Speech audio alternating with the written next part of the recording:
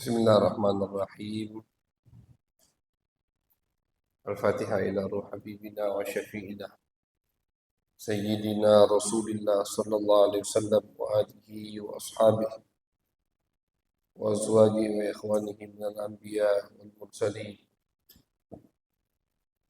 wa ila arwah masyayikhina wa li abaina wa ummahatina liman lahu haqqun alaina khususan muallifu hadzal kitab al-Imam al-Habib al-Alimul Allamah Ahmad bin Zain al-Habashi بأن الله يغفر لهم ويرحمهم ويعلي درجاتهم في الجنة وينفعنا بأسرارهم وأنوارهم وعلومهم وبركاتهم في الدين والدنيا والآخرة بسر الفاتحة. أعوذ بالله من الشيطان الرجيم. بسم الله. الحمد لله رب العالمين الرحمن الرحيم مالك يوم الدين إياك نعبد وإياك نستعين اهدنا الصراط المستقيم صراط الذين. بسم الله الرحمن الرحيم. قال الإمام الحبيب العالم العلامة أحمد بن زين الحبشي رضي الله تعالى عنه رحمه الله ونفعنا به وبعلومه وبعلوم مشايخنا وبعلوم سائر الصالحين في الدارين آمين إلى أن قال قسم التزكية والأخلاق وحفظ القلب من المعاصي واجب على كل مسلم وكذا حفظ الأعضاء السبعة فرض عين على كل مسلم فمن معاصي القلب الشك في الله تعالى والأمن من مكر الله تعالى والخنوط من رحمة الله تعالى والتكبر على عباد الله تعالى والرياء والعجب بطاعة الله ta'ala. Alhamdulillah, tama-tama puji syukur kehadiran Allah subhanahu wa ta'ala. Salawat dan salam kita haturkan kepada baginda besar Nabi Agung Nabi Muhammad sallallahu alaihi wasallam. Alhamdulillah, malam hari ini kajian kita berada di bab terakhir dari kitab ini, yaitu bab yang menerangkan tentang bagaimana kita membersihkan diri kita dari maksiat-maksiat, dan bab yang akan menyebutkan tentang akhlak-akhlak yang baik, mana akhlak yang baik dan mana akhlak yang tidak baik, mana perbuatan yang harus kita tiru dan mana yang tidak boleh kita tiru. Jadi masalah ibadah atau ibadah badan sudah selesai. Kita sudah bahas tentang sholat di kitab ini, sudah bahas tentang sholat, sudah bahas tentang puasa, zakat, dan haji. Ini ibadah zahir, ibadah badan atau ibadah yang kelihatan. Ada ibadah hati, ada ibadah batin, ada hal-hal yang wajib, yang diwajibkan oleh syariat, yang harus kita tekunkan, yang harus kita perhatikan, yang harus kita amalkan. Salah satunya adalah hifdzul qalbi minal ma'asi wajibun ala kulli muslimin. Kata beliau, pengarang kitab ini Al-Habib Ahmad bin Zain Al-Habshi, beliau mengatakan termasuk yang wajib bagi setiap orang muslim menjaga hatinya dari maksiat kepada Allah Subhanahu wa ta'ala. Jadi di bab pertama ini atau di bagian kedua bab pertama, beliau akan menyebutkan bahwasanya maksiat itu ada dua. Yang pertama maksiat hati. Hati kita ini bisa berbuat maksiat. Hati kita ini bisa melanggar perintah Allah Subhanahu wa ta'ala. Dan hati ini adalah yang pemimpin semua anggota tubuh. Hati kita ini pemimpin anggota tubuh kita. Dari semua anggota tubuh kita, mata, telinga, hidung, mulut, tangan, kaki, semua itu pemimpinnya, yang menggiringnya adalah hati kita. Kalau hati kita bagus, maka otomatis semua anggota tubuh kita akan bagus. Kalau hati kita bersih, otomatis semua anggota tubuh kita akan bersih. Inna fil qalbi mudghah, dalam hadis Nabi Muhammad SAW, beliau bersabda, sesungguhnya di dalam ala wa inna fil jasadi mudghatan, sesungguhnya di dalam hati manusia itu ada segumpal darah. Idza saluhat saluhal jasadu kulluh. Kalau segumpal daging, segumpal darah tadi benar, kata Nabi, bersih, suci, maka semua anggota tubuhnya akan bersih dan suci. Wa idza fasadat fasadal al jasadu kulluh. Kebalikannya, kalau hatinya udah kotor, hatinya udah banyak maksiat, hatinya sudah ternodai, maka semua anggota tubuhnya otomatis akan maksiat kepada Allah Subhanahu wa taala. Sya'a am aba. Baik orang tadi mau atau tidak mau. Jadi kadang ada orang yang tidak disengaja atau tidak diniatkan oleh dirinya, tiba-tiba dia beramal baik. Ada juga orang yang cepat niat kalau maksiat, kalau beramal baik. Nah, itu sebetulnya masalahnya di hatinya. Yang harus diperbaiki pertama kali hatinya. Bersihkan dulu hatinya dari penyakit-penyakit hati yang bakal disebutkan sama beliau, apa saja penyakit-penyakit hati yang membahayakan untuk diri kita. Wa hifdzul qalbi minal ma'asi wajibun ala kulli muslimin. Jadi wajib kita menjaga hati kita dari maksiat kepada Allah Subhanahu wa taala. Di dalam hadis Nabi Muhammad sallallahu alaihi wasallam, beliau bersabda bahwasanya Allah Subhanahu wa taala tidak melihat dari anggota tubuh kita. Allah tidak menilai seseorang dari postur tubuhnya, dari tampan atau tidak tampannya, cantik atau tidak cantiknya, dari jabatan apalagi dari harta. Bukan itu yang dinilai sama Allah. Walakinnallaha yanzuru ila suwarikum. Tapi yang dinilai sama Allah adalah walakin yanzurullah ila qulubikum. Yang dinilai sama Allah hati kita. Itu yang akan dinilai sama Allah Subhanahu wa taala. Yang dilihat sama Allah hati. Kayak dalam Al-Qur'an Allah mengatakan illa man atallaha biqalbin salim. Tidak akan ada yang diterima oleh Allah kelak di hari kiamat kecuali yang menghadap Allah dengan hati yang bersih. Muka tampan, muka cantik, jabatan tinggi, harta banyak, anak banyak, itu tidak akan bisa menjadi tameng kita ketika kelak nanti menghadap Allah Subhanahu wa taala.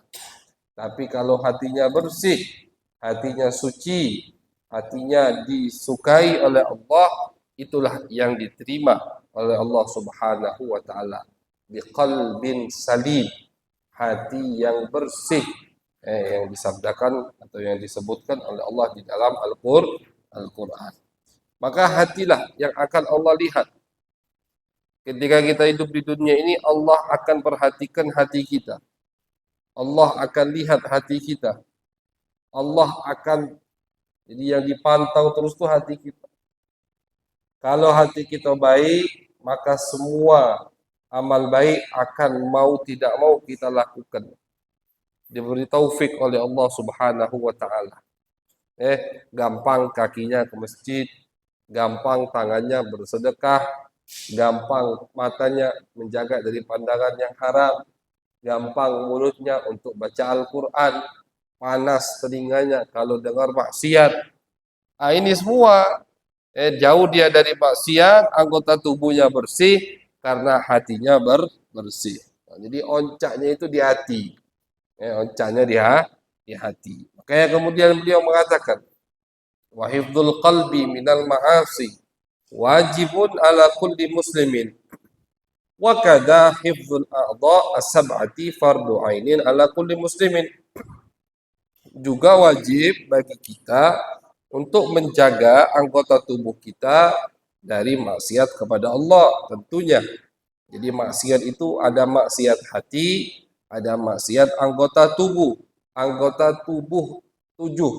Apa saja? Al-lisan, lidah, al-udhun, telinga, al-ain, mata, al-yad, tangan, al-rijil, kaki, al-batan, perut, al-farju, dan kemaluan. 7 anggota tubuh ini juga harus dijaga dari maksiat kepada Allah Subhanahu wa taala.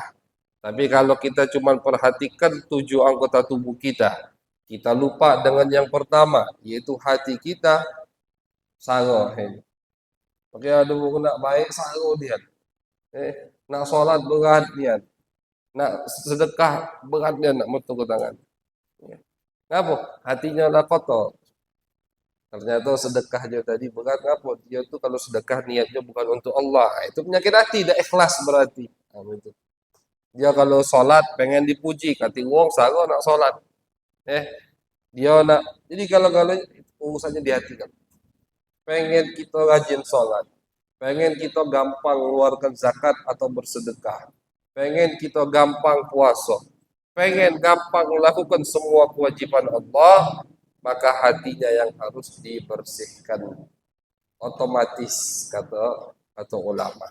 Jadi termasuk maksiat hati, famin ma'asil qalbi. Nah, kan disebutkan oleh beliau sekarang pertama kali maksiat hati. Maksiat hati ini banyak. Penyakit hati itu banyak. Maka akan disebutkan sama beliau berapa. Famin ma'asil qalbi asyakku fillahi ta'ala. Termasuk maksiat hati adalah ragu dengan Allah Subhanahu wa taala. Ini maksiat hati yang pertama kali. Ragu dengan Allah. Baik ragu. Maksud ragu di sini ragu tidak iman kepada Allah, itu maksiat, dan satu-satunya maksiat yang tidak diampuni oleh Allah Subhanahu wa taala adalah tidak iman dengan adanya Allah Subhanahu wa taala. Satu-satunya maksiat yang tidak diampuni oleh Allah adalah ketika orang tersebut menduakan Allah Subhanahu wa taala.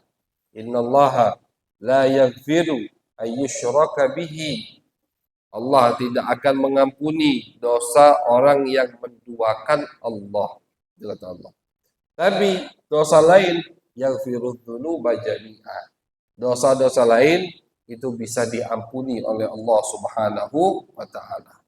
Kayak Nabi Muhammad SAW, ketika ada orang muslim ahli maksiat, kata Nabi, ini urusan dia sama Allah. Kalau Allah pengen hukum dia, dihukum, dimasukkan ke neraka. Kalau Allah nak maafkan dia, dimaafkan dan dimasukkan ke surga.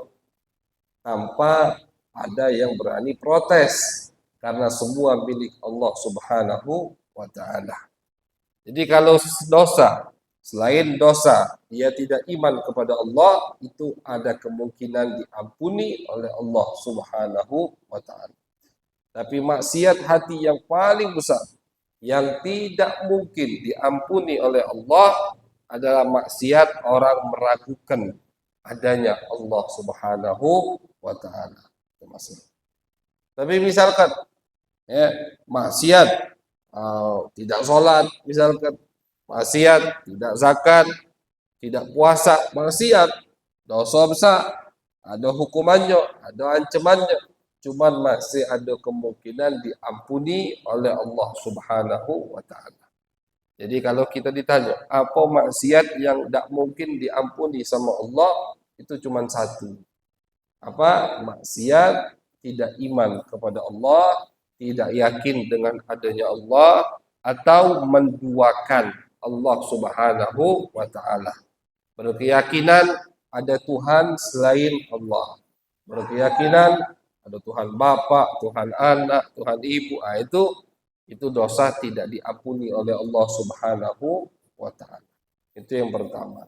Kemudian yang kedua, wal amnu min makrillahi ta'ala. Termasuk maksiat hati yang kita diwanti-wanti oleh ulama untuk menjaga hati kita dari maksiat tersebut. Al-amnu min makrillah. Kita merasa aman dari tipu daya Allah Subhanahu wa taala. Kita merasa aman dari istidraj. Istidraj itu diulur sama Allah. Jadi sanastadrijuhum min haitsu la ya'lamun. Allah katakan di dalam Al-Qur'an. Terkadang ada orang, ada gitu juga ada wong, tidak pernah sholat, muslim, tidak pernah sholat, tidak pernah zakat, tidak pernah puasa, tapi dunianya makin banyak, rumahnya makin banyak, rumahnya makin besar, kendaraannya nambah terus, pokoknya dunia ini macam punya dia, padahal tidak pernah ibadah. Nah, itu hati-hati, berarti hamba tersebut lagi ditipu atau lagi dilalaikan oleh Allah Subhanahu wa taala. Lagi diulur sama Allah. Sanastadrijuhum min haitsu la ya'lamun. Kata Allah, ada beberapa orang yang sengaja kami ulur dan dia tidak sadar ketika sedang diulur sama Allah Subhanahu wa taala.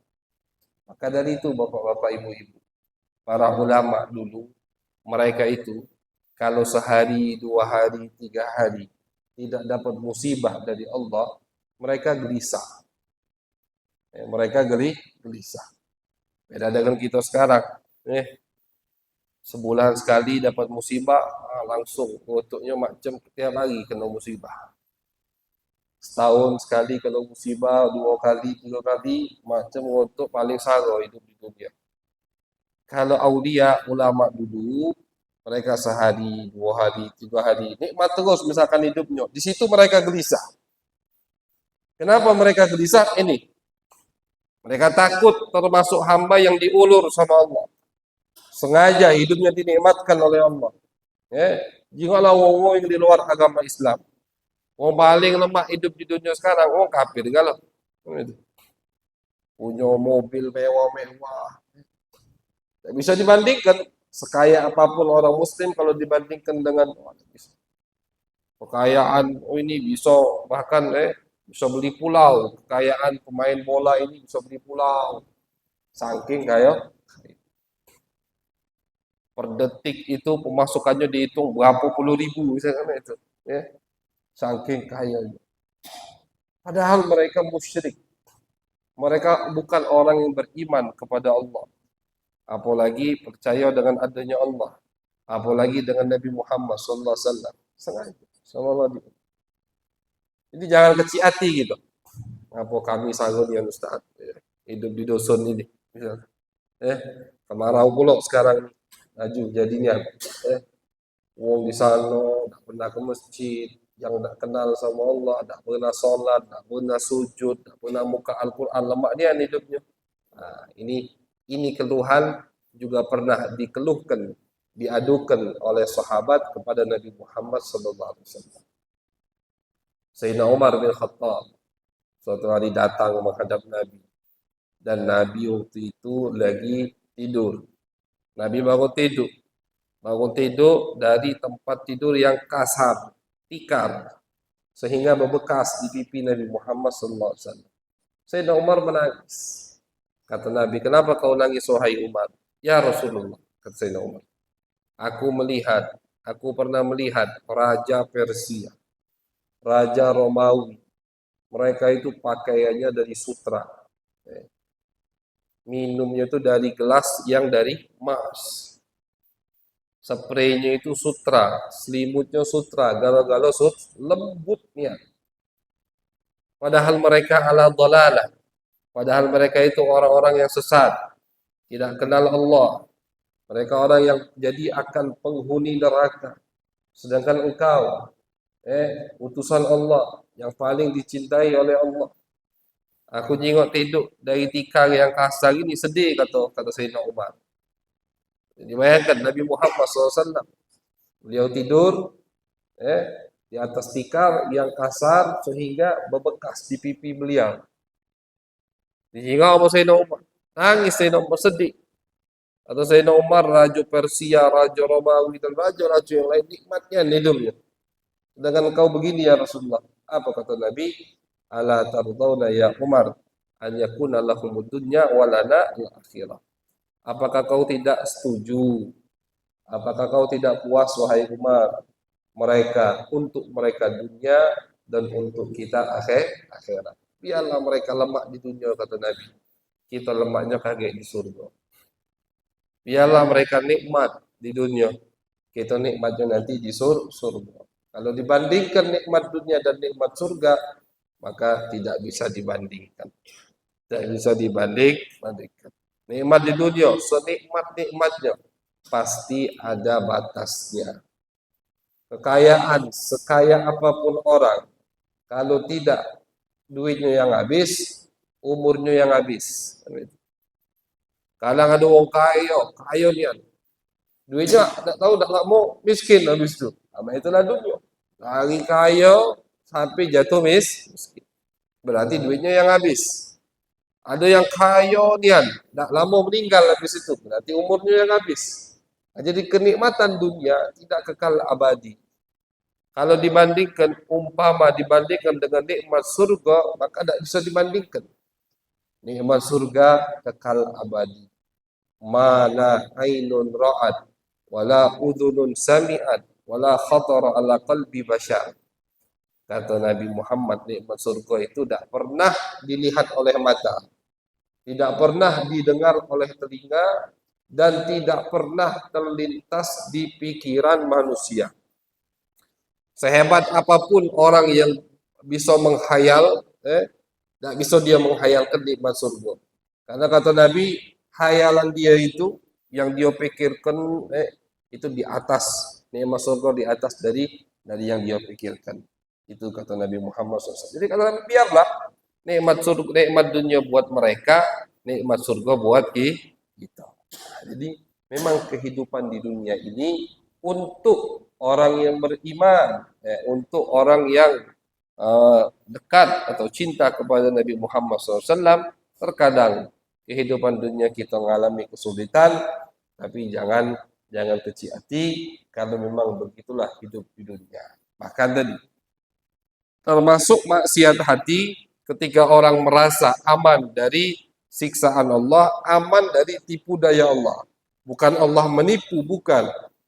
Tapi Allah akan menjadikan nikmatnya penyebab untuk orang tadi lupa dengan ancaman Allah, dengan adanya hari akhir. Lupa, nikmat terus. Ya kan? Orang kalau nikmat terus lupa. Lemak terus, lemak, lupa daratan akhir. Makanya kenapa seorang mukmin itu tidak pernah nikmat terus? Nikmat, habis itu dinjuk sama Allah, musibah. Nikmat, ada bala. Biar ingat. Nikmat, habis itu tidak nikmat. Biar apa? Biar ingat, kita ini masih hidup di dunia. Belum di surga. Masih ada kewajiban dari Allah yang harus kita laksanakan. Kalau untuk Nabi saja hidup di dunia tidak sempurna, apalagi untuk kita yang jauh dari Nabi Muhammad sallallahu alaihi wasallam. Jadi termasuk dosa hati, maksiat hati, ketika kita merasa aman dari hal seperti itu. Aman, kita dijok nikmat terus sama Allah, aman. Oh, berarti aku dekat sama Allah. Berarti aku dicintai Allah. Apa dalilnya? Lemak terus hidup aku. Tidak, salah. Karena mana dalilnya? Kalau memang orang yang hidupnya nikmat, berarti orang yang dicintai sama Allah, berarti Nabi hidup paling nikmat. Pastinya kan itu. Sekarang ini sepakat kita. Siapa orang yang paling dicintai sama Allah? Nabi Muhammad sallallahu alaihi wasallam. Jika kehidupan Nabi, kalau tadi tempat tidurnya saja membekas ke pipinya, apalagi makannya, apalagi pakaiannya. Sederhana sekali kehidupan Nabi Muhammad. Jadi jangan kita jadikan patokan. Oh, kalau aku lagi banyak nikmat, berarti Allah lagi cinta sama aku. Kalau aku lagi dapat musibah, berarti Allah lagi marah sama aku. Itu salah. Bisa kebalik malahan. Ketika Allah lagi murka sama kita, Allah lagi marah sama kita, bisa baik kita dinjuk nikmat terus sama Allah.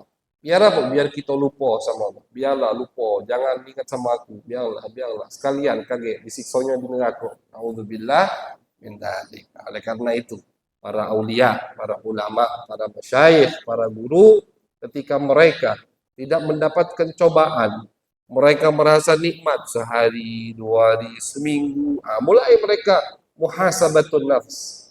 Mereka introspeksi diri mereka. Apa dosa yang sudah aku lakukan? Kenapa? Kenapa seminggu ini hidup aku lemak terus? Nah, itu. Jadi seminggu hidup lemak terus, malah itu jadi teguran buat mereka. Jadi hal yang menakutkan mereka. Sehingga mereka murajaah, muhasabah. Mereka introspeksi diri mereka. Apakah aku ada melanggar perintah Allah? Apa aku kurang ngamalkan sunnah? Apa aku ninggalkan Quran? Itu. Mereka koreksi lagi. Kenapa? Kalau seminggu ini nikmat terus. Nah itu. Jadi apa namanya? Ketika kita diberikan musibah, berikan bala, itu teguran dari Allah. Biar kita ingat sama Allah. Tapi jangan minta bala. Tidak boleh minta bala. Oh berarti Ustadz Habib, kalau dia itu minta bala, tidak boleh. Tidak boleh. Apa kata Nabi? Salullaha al-afiyah. Mintalah selalu kepada Allah afiyah. Minta sehat badan, minta rezeki yang lancar tapi halal, minta waktu yang berkah, umur minta yang panjang tapi berkah. Itu yang diajarkan sama Nabi Muhammad sallallahu alaihi wasallam. Minta rezeki yang luas. Ajaran dari Nabi minta rezeki yang luas tapi halal. Nah, cuman ketika tidak diberikan oleh Allah, rezekinya pas lagi tidak taunya sempit, tidak luas-luas, berarti di situ Allah ingin kita ingat kepada Allah.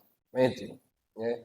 Jadi apapun yang Allah berikan kepada kita, itulah sebetulnya yang terbaik untuk kita. Bahkan tadi sekali lagi para aulia ulama ketika mereka kena dapat nikmat terus mereka takut itu uluran dari Allah Subhanahu wa taala. Nauzubillah min dzalik. Jadi termasuk maksiat hati al-amnu min makrillah wal kunutu min rahmatillah. Juga termasuk maksiat hati adalah kita kunut. Kunut itu putus asa dari rahmat Allah Subhanahu wa taala. Putus asa dari pengampunan Allah Subhanahu wa taala. Tidak boleh ini. Ini termasuk dosa besar. Allah katakan di dalam Al-Quran, Qul ya ibadiyalladzina asrafu ala anfusihim. La taqnatu min rahmatillah. Innallaha yaghfiru dzunuba jami'a. Innahu huwal ghafurur rahim. Kata Allah Subhanahu wa taala, wahai Muhammad, katakan kepada hamba-hambaku, alladzina asrafu ala anfusihim, yang mereka banyak berbuat dosa. Nah, biasanya yang putus asa dari rahmat Allah itu yang banyak berbuat dosa. Dia ngaso maksiat terus. Dia ngaso melanggar terus. Dia merasa teledor terus dari hal-hal yang diwajibkan oleh Allah. Hati-hati, jangan putus asa. Seburuk apapun kita, seberat apapun dosa kita, selagi tadi, bukan dosa yang pertama, dosa tidak iman kepada Allah, atau dosa menduakan Allah, selain ini, maka jangan putus asa dengan rahmat Allah. Habib, aku dulu tidak pernah sholat. Yang penting sudah taubat. Habib, aku dulu galak melakukan ini. Aku dulu galak. Jangan putus asa. Jangan putus asa dari rahmat Allah. Bahkan Al-Imam Ibnu Athaillah As-Sakandari, beliau mengatakan, umpama kamu dalam satu hari maksiat 40 kali, tetap jangan putus asa dari rahmat Allah. Jam 6 maksiat, habis itu nyesel. Tobat dia. Maksiat lagi, nyesel lagi. ini maksiat terulang dalam satu hari 40 kali dengan satu syarat. Habis itu kamu taubatan nasuha, tetap jangan putus dari rahmat Allah. Jangan putus. Sebesar apapun dosa kita, jangan putus asa dengan rahmat Allah. Karena rahmat Allah itu sangat besar sekali. Allah itu zat yang sangat penyayang. Allah itu zat yang maha pengampun. Nah, jadi termasuk dosa besar orang yang merasa putus asa dari ampunan Allah Subhanahu wa taala. Biasanya ini dialami oleh orang-orang yang sudah ingin meninggalkan satu maksiat tapi terulang lagi. Biasanya aja itu. Kapan orang merasa putus asa dari ampunan Allah? Ketika dia misalkan sudah capek dengan maksiat, udah capek dengan taubat. Habib, aku udah taubat. Nangis, nyesel. Tapi habis itu terulang lagi. Taubat lagi. Terulang lagi. Taubat lagi. Capek akhirnya. Nah, makanya ulama mengatakan, jangankan sebulan terulang berapa kali. Umpama sehari, maksiat itu terulang 40 kali. Tapi setiap maksiat kau taubat yang jujur, maka taubatmu diterima oleh Allah Subhanahu wa taala. Apa taubat yang jujur? Taubat jujur itu kita nyesel, nangis, minta maaf sama Allah, niat tidak akan mengulangi maksiat itu. Kalau maksiat tadi ada rewangnya, kita tinggalkan kawan-kawan kita itu, tempat yang di situ kita maksiat kita jauhi, itu taubat yang jujur. Tapi tidak taunya terulang lagi habis itu. Dah apa? Jangan putus asa. Nah, jadi kadang kita ini ketika beramal, ketika kita beramal, ketika kita menjauhi maksiat, kita melakukan taat, kita seperti membangun satu bangunan yang bertingkat-tingkat. Senang kita dengan taat kita, senang kita jauh dari maksiat, tapi tiba-tiba bangunan ini roboh seketika. Jatuh lagi kita ke maksiat. Ya Allah, baru 2 bulan yang lalu aku ini taubat. Baru 2 bulan yang lalu aku ini hijrah. Baru 2 bulan yang lalu aku menyesal. Dan rajin akhirnya ke masjid. Tapi ngapa tiba-tiba setelah 2 bulan, setelah aku ke masjid, majlis taklim, terulang lagi. Hati-hati. Di situ setan akan masuk. Setan akan menggoda kita. Setan akan macam-macam ngirim omongan ke telinga kita. Buat apa taubat? Kau ulangi lagi kaget. Buat apa ke masjid? Belum waktunya kau ke masjid. Kaget nunggu tua kata setan. Yakinnya nih hidup sampai tua. Itu tipu daya setan. Udah kaget taubat jok. Sekalian kata setan. Sekalian taubat udah diulang jangan. Setiap jadi maksiat itu seperti baju putih yang kena kotoran. Kena titik cepat-cepat kita basuh, bersih lagi. Kena kotoran lagi, kita basuh lagi, bersih lagi. Ama itulah hati kita. Jangan kita putus asa, kena kotoran dibasuh, kena kotoran lagi. Sudah lagi, nunggu apa? Nunggu kotornya. Kalau akhirnya apa? Ketika kotorannya sudah melekat di baju itu, dan banyak kotoran tadi, tidak bisa dibersihkan lagi. Nyingok baju tadi, sudahlah buang Kenapa? Tidak semangat lagi kita nak bersihkan baju tadi. Kenapa? Sudah banyak kotor. Coba misalkan baju tadi baru satu titik atau satu tempat kena kotoran, langsung kita rendam, clean, kita cuci. Besoknya bersih lagi. Kita jago baju ini. Tiba-tiba kotor lagi, kita basuh lagi cepat. Semangat lagi kita. Begitulah harus hati kita. Ketika kita maksiat, jatuh dalam perbuatan maksiat, tobat, menyesal, menangis, jatuh lagi, tobat lagi. Pokoknya apa? Cengkal-cengkalan, teka-tekaan sama setan. Kalau setan ngajak kita tidak bertobat, kita harus bertobat kepada Allah Subhanahu wa taala. Pokoknya urusan kita sama Allah. Mungkin misalkan sebulan maksiat tadi terulang, taubat. Bulan kedua masih terulang, taubat kita. Bulan ketiga masih terulang. Mungkin di bulan keempat tidak bakal terulang. Di bulan kelima tidak bakal terulang. Kenapa? Allah lihat, oh dia ini serius, jujur, tulus, semangat menjaga baju putihnya tadi. Udah, tidak dikirim lagi sama Allah maksiat-maksiat. Ya kan? Karena maksiat itu dari Allah juga. Hati kita ini Allah yang ngatur. Kan gitu. Sebagaimana Allah menggampangkan kita untuk ke masjid, bisa saja Allah menggampangkan kita untuk ke tempat maksiat. Siapa yang ngatur? Allah Subhanahu wa taala. Bukan kehendak kita ini. Kita datang ke masjid ini, jangan kita kira oh ini atas upayaku, atas mujahadahku, atas semangatku, tidak. Yang menggampangkan kaki kita berjalan ke masjid, bertemu di tempat ini, itu semua adalah Allah Subhanahu wa taala. Sebagaimana Allah menggampangkan beberapa kelompok untuk ke tempat yang lalai, untuk ke tempat maksiat, Allah gampangkan kita untuk ke masjid. Jadi misalkan suatu saat kita jatuh ke maksiat, ingat, jangan putus asa dari rahmat Allah. Ingat, Allah itu menggampangkan aku ke masjid untuk taat.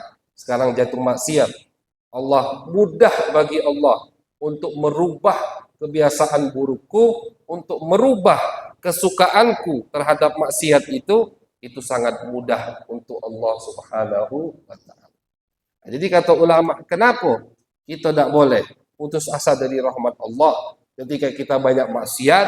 Karena seakan-akan kita berkeyakinan bahwasanya Allah tidak mampu mengampuni dosa-dosa kita. Itu dosanya di situ. Kita banyak maksiat. Habis itu kita putus asa dari rahmat Allah. Kita putus asa dari ampunan Allah. Nah, keyakinan inilah yang dosa besar. Seakan-akan Allah tidak mampu mengampuni dosa kita. Padahal Allah katakan di dalam Al-Quran, semua dosa bisa diampuni oleh Allah Subhanahu wa taala selagi kita mau bertaubat kepada Allah Subhanahu wa taala. Nah, jadi jangan pernah putus asa dari rahmat Allah. Walaupun kita jatuh ke maksiat tadi, jatuh lagi, jatuh, bangun terus. Jatuh, bangun terus. Walaupun kita turun lagi, tetap taubat. Habis maksiat, yang penting tadi, setiap habis maksiat, taubat. Itu yang penting. Nah, kalau habis maksiat tidak taubat, berarti baju putih tadi tidak dibasuh sama dia. Dibiarkanlah sama dia kok. Setiap maksiat taubat, maksiat taubat. Terus taubat, insya Allah. Di kemudian hari, kita akan diberikan taufik hidayat sama Allah, sehingga jauh dari maksiat. Amin ya rabbal alamin. Allahumma aghnina bil ilm wa zayyinna bil hilm wa akrimna bit taqwa wa jamilna bil afiyah. Allahumma ij'al jam'ana hadha jam'an marhuma wa tafarruqana min ba'dihi tafarruqan ma'suma wa la taj'al fina wa la ma'ana wa la ilayna syaqiyan wa la mahruma. Rabbana taqabbal minna innaka antas samiul alim. Tub alaina innaka antat tawwabur rahim. Sallallahu ala sayyidina Muhammadin wa ala alihi wa sahbihi wa baraka wa sallama walhamdulillahi rabbil alamin.